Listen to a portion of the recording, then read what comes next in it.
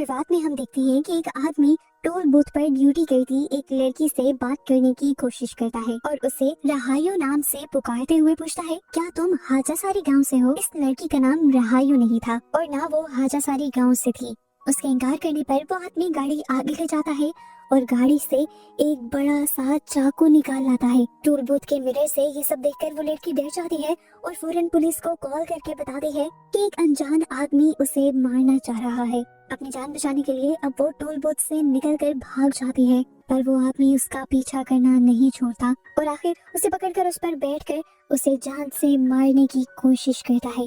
पर ठीक वक्त पर पुलिस आकर उस लड़की को बचा लेती है और इस सब के दौरान लड़की की थाई पर उस आदमी के वेपन से कट लग जाता है। डरते हुए वो लड़की गहरा जाती है और उसके साथ एक बहुत ही अजीब काम होता है।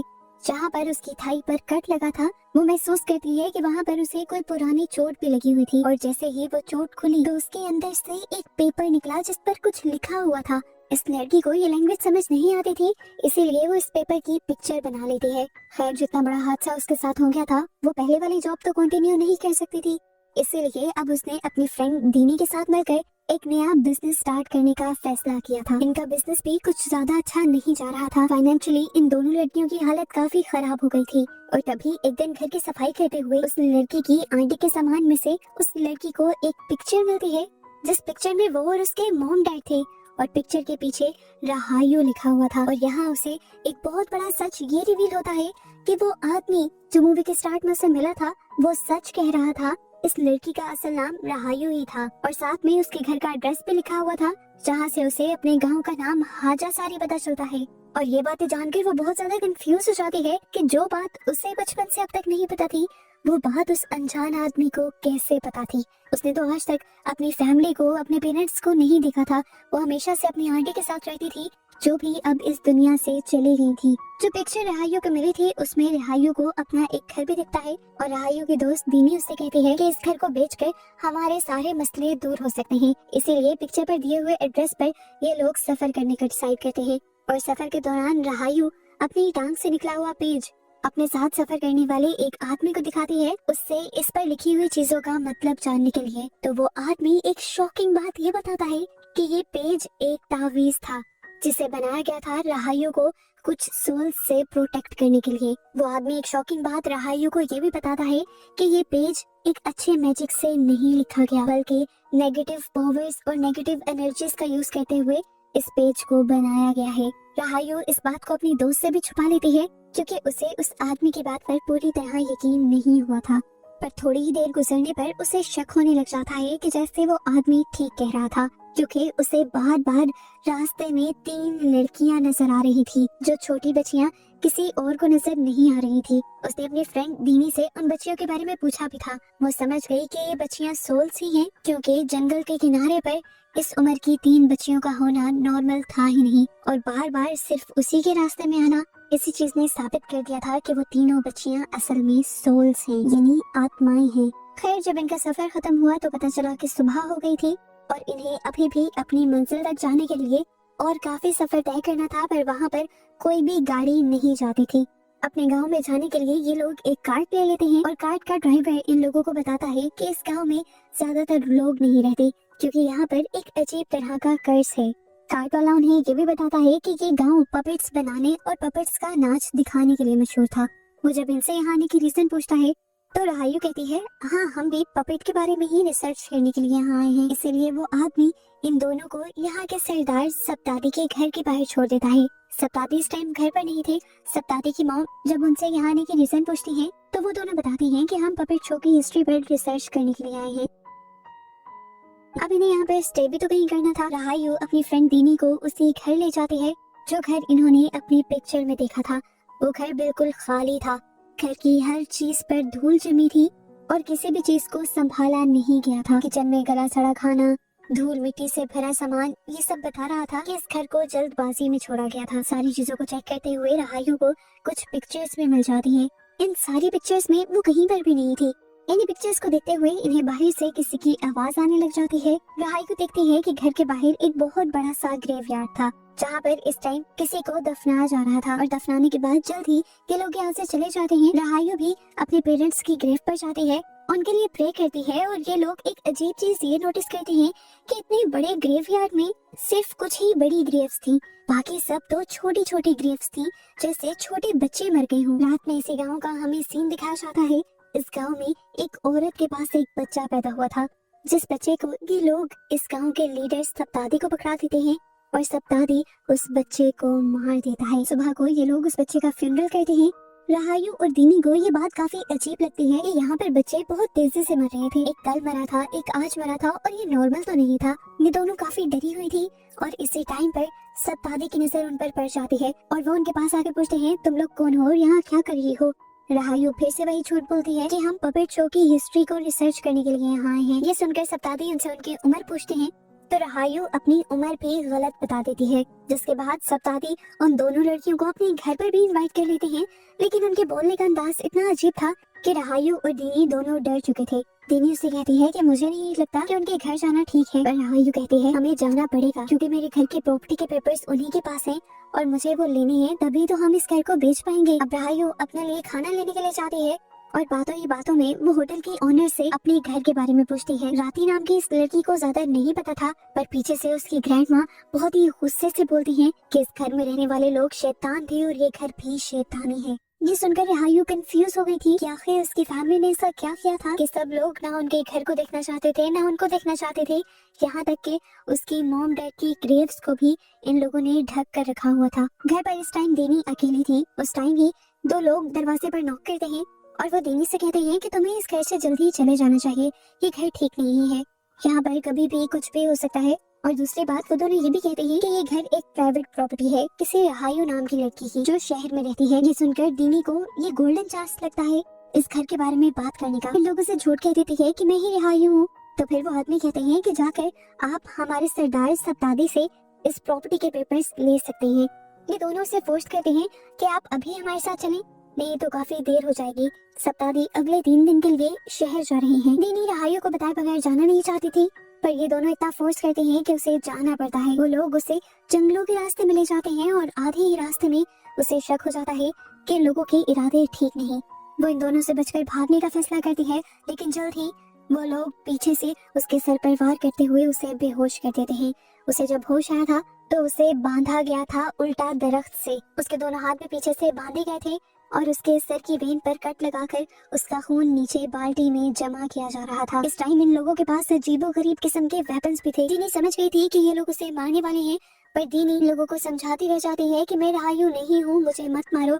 लेकिन ये लोग उसकी एक नहीं सुनते और इतने में ही यहाँ पर सप्तादी और उसकी मॉम आ जाती है। सप्तादी की मॉम एक चाकू उठाते हुए बेदर्दी से उसका गला काट देती है, जिसके बाद बड़े ही भयानक तरीके से वो उसके जिस्म की पूरी खाल उतार कर रस्सियों से लटका देती है। जो खून इन्होंने दीनी का जमा किया था उसे ये लोग अपने पेड़ों पर डाल चुके थे। इन लोगों ने जो कुछ दीनी के साथ किया था वो असल में ये राहायु के साथ करना चाहते थे, क्योंकि दीनी ने अपनी आइडेंटिटी गलत बताई, अपने आप को राहायु बताया, इसीलिए वो बेचारी मारी गई। अब असली राहायु जब घर पहुंची तो उसने दीनी को ढूंढना शुरू किया, पर वो उसे कहीं नहीं मिली। वो जाकर गांव वालों से भी दीनी के बारे में पूछती है। वही लड़के जो उसे किडनैप करके लेकर गए थे वही राहायु को यकीन दिलवाते हैं कि आप फिक्र न करें, आपकी दोस्त जल्दी मिल जाएगी और हम आपकी दोस्त को ढूंढने में आपकी मदद करेंगे। इस दौरान राहायु ने नोटिस किया था कि सब दादी के घर पर कोई फंक्शन चल रहा था। सभी बहुत ज्यादा खुश थे और खासकर प्रेग्नेंट लेडीज तो इस तरह नाच रही थी जैसे उन्हें कोई खजाना मिल गया हो। राहायु अपने घर वापस आ जाती है और वो अपनी दोस्त का इंतजार कर ही रही होती है कि उसे अपने घर पर एक छोटी बच्ची दिखाई देती है जो उसे बताती है कि आज तुम्हारे गांव में एक और बच्ची पैदा होने वाली है, चलो आओ मैं तुम्हें दिखाती हूँ। राहायु बिना कुछ सोचे समझे उस बच्ची के पीछे चली गई, ये भी जाने बगैर कि वो बच्ची इंसान है भी या नहीं। उस लेडी के घर के बाहर खिड़की से राहायु झांकने लग जाती है और ये देखकर वो डर जाती है कि उस लेडी ने बिना स्किन के एक बच्चे को जन्म दिया था। उसके मुंह से चीख निकलने ही वाली थी, पर उसने अपने मुंह को बंद कर दिया। फिर उस बच्ची का बाप उस बच्ची को लेकर सप्तादी के पास गया और सप्तादी ने उस बच्ची को पानी से भरे टब के अंदर डालकर मार दिया। ऐसा करने के बाद उस बच्चे का बाप सप्तादी पर बहुत ज्यादा गुस्सा हो रहा था। वो कहता है, आपने तो कहा था कि अब वो श्राप, वो कर्ज खत्म हो गया है, अब हमारा बच्चा नॉर्मल पैदा होगा, फिर ये सब क्यों हुआ? आज तक आप उस श्राप का कोई हल क्यों नहीं निकाल पाए? 20 साल गुजर गए हैं, गांव का कोई बच्चा आज तक जिंदा नहीं बचा। उनकी बातें सुनकर बाहर खड़ी हुई रहायु डर जाती है और उसका पाँव स्लिप हो जाता है। घर के अंदर मौजूद सभी लोगों को पता चल जाता है कि कोई उनके घर के बाहर खड़ा हुआ ये सारी बातें सुन रहा है। जल्दी से ये लोग बाहर चेक करने के लिए जाते हैं, लेकिन तब तक रहायु वहाँ से जा चुकी थी। उसकी जगह इस टाइम राती खड़ी हो जाती है, जो इसी गांव की मेंबर थी, जिसे देखकर ये लोग थोड़े से रिलैक्स होते हैं।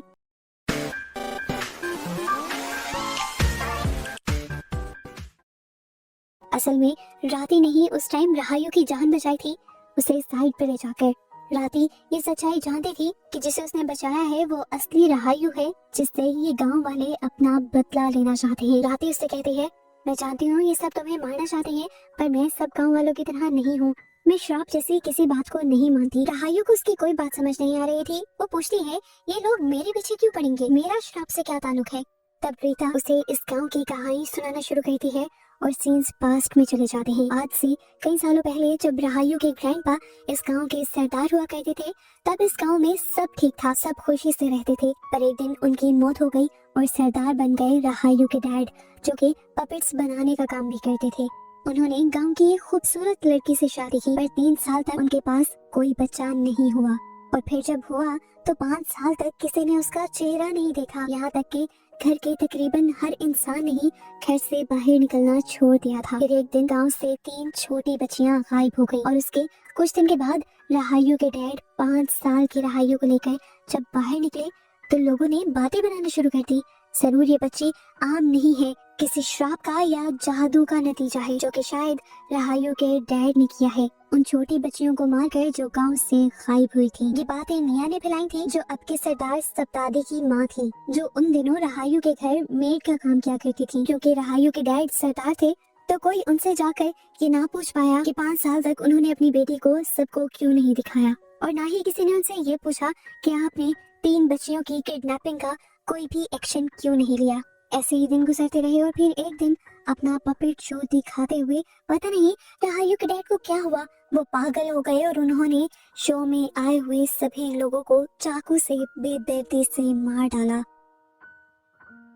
ये देखते हुए सभी गांव वालों ने अपने बचाव के लिए उनको और उनकी वाइफ को मार दिया और रहायु को बचाने के लिए उनकी एक हेल्पर भगाकर उसे शहर ले आई। वो दिन है और आज का दिन। सबके बच्चे जब इस गांव में पैदा होते हैं तो बिना स्किन के पैदा होते हैं, जिन्हें फिर गांव के लोग मार देते हैं। उनका मानना है कि ये श्राप तुम्हारे साथ जुड़ा है और तुम्हें मारने पर ठीक हो जाएगा।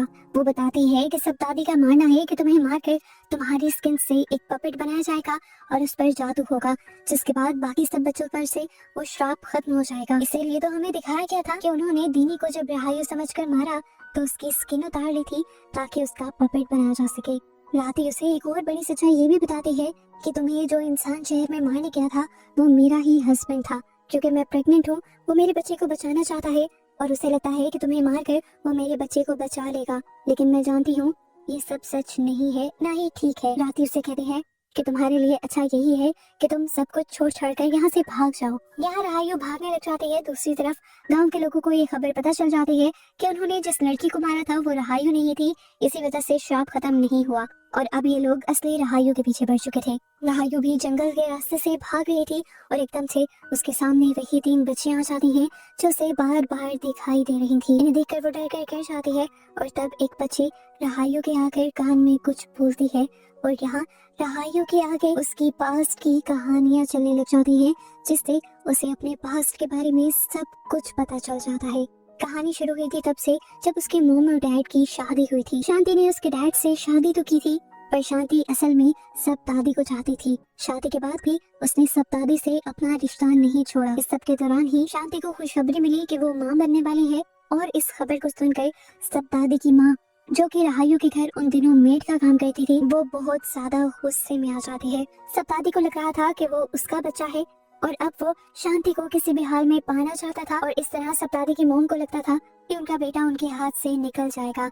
इसी वजह से उन्होंने ब्लैक मैजिक यानी काला जादू सीखा और उसके जरिए अपने बेटे को अपने कंट्रोल में कर लिया और उसी काले जादू से एक ऐसा श्राप भी बनाया जो पैदा होने से पहले ही शांति के बच्चे पर पड़ गया था, जिसकी वजह से जब शांति का बच्चा यानी रहायु पैदा हुई तो वो बिना स्किन के पैदा हुई। रहायु के डैड उसे देखकर बहुत ज्यादा डर गए पर उन्होंने रहायु को मारा नहीं, बल्कि उन्होंने रहायु के साथ साथ शांति और अपने आप को भी इसी घर में बंद कर लिया और रहायु को ठीक करने के बहुत से तरीके ढूंढने लगे। उन्हें एक जादुई तरीका पता चला जिससे वो अपनी बेटी को ठीक कर सकते थे, पर ये तरीका ठीक नहीं था। उन्हें 3 छोटी बच्चियों की स्किन से पपेट्स बनाने थे जिससे उनकी बेटी का ये श्राप टूट जाता।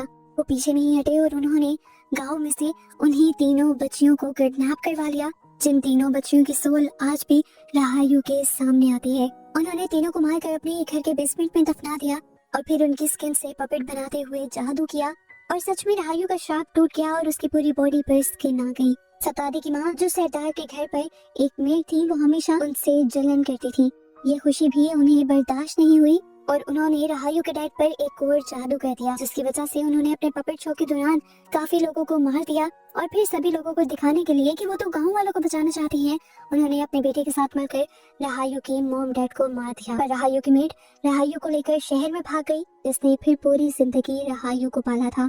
सप्तादी और उसकी माँ के ऐसा करने की वजह से वो श्राप पूरे गाँव में फैल गया, जो उन्होंने सिर्फ एक बच्ची पर डाला था और ऐसे 20 साल में पैदा होने वाला हर बच्चा बिना स्किन के पैदा हुआ। रहायु भी शहर में आ गई थी, लेकिन रहायु को कभी भी उन 3 छोटी बच्चियों की सोल ने तंग नहीं किया था, क्योंकि रहायु के डैड जानते थे कि उन सोल्स को आजादी नहीं मिलेगी और वो रहायु को तंग करेंगी।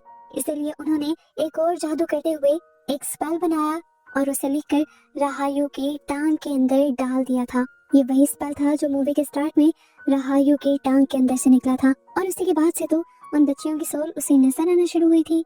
माया इस टाइम इन तीनों बच्चियों से पूछती है, आखिर तुम मुझसे चाहती क्या हो? वो बच्चियां खान में बताती हैं, हम कुछ नहीं चाहते, तुमसे अपना बदला भी लेना नहीं चाहते, बस हम ये चाहते हैं कि हम आजाद हो जाएं और हम आजाद इस तरह होंगे जब तुम हमारी हड्डियों को और हमारी स्किन को एक साथ दफन करोगी और ऐसा करते ही वो श्राप भी खत्म हो जाएगा जो पूरे गाँव पर है। रहायु वापिस गाँव जाती है और घर से उन तीनों पपेट को ढूंढ निकालती है जो उन बच्चियों की स्किन से बनाया गया था और फिर उन्हें उन बच्चियों की ग्रेव के अंदर दफन कर देती है, जिससे उन बच्चियों को आजादी मिल जाती है और गांव का श्राप भी खत्म हो जाता है। लेकिन इस बात की खबर जैसे ही निया को पता चलती है तो उसे दोबारा गुस्सा आ जाता है और वो रहायु को मारने की ठान लेती है। असल बात तो ये थी कि निया को ही रहायु और उसकी पूरी फैमिली से दुश्मनी थी।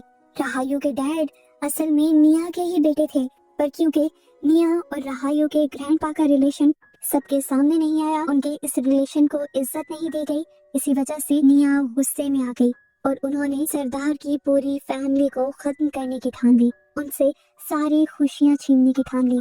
इस टाइम भी निया गांव वालों को अपने साथ मिलाकर रहायु को पकड़कर दरख्त से उल्टा लटका देती है और उसे मारने की कोशिश करती है, पर रहायु उसे समझाती रह जाती है कि मैंने उस कर्ज को खत्म कर दिया है, प्लीज मुझे मत मारे। इससे पहले कि निया उसे मार देती है, इस गांव में रीटा की बेटी पैदा हो जाती है जो बिल्कुल हेल्दी थी और स्किन के साथ पैदा हुई थी। ये देखकर गांव वाले जश्न मनाते हैं और रहायु की बात समझ जाते हैं कि वो सच बोल रही थी। रहायु अब सब दादी को भी ये बताने की कोशिश करती है कि मैं असल में आपकी बेटी हूँ और आपकी माँ यानी निया ने ये सब कुछ भुलाने के लिए ही आप पर ब्लैक मैजिक किया था, जिसका श्राप मेरे पे आया और मैं बिना स्किन के पैदा हुई थी और वहाँ से ही ये सारी कहानी शुरू हुई। इतनी बड़ी सच्चाई सुनकर सप्ताह भी शौक में आ जाता है।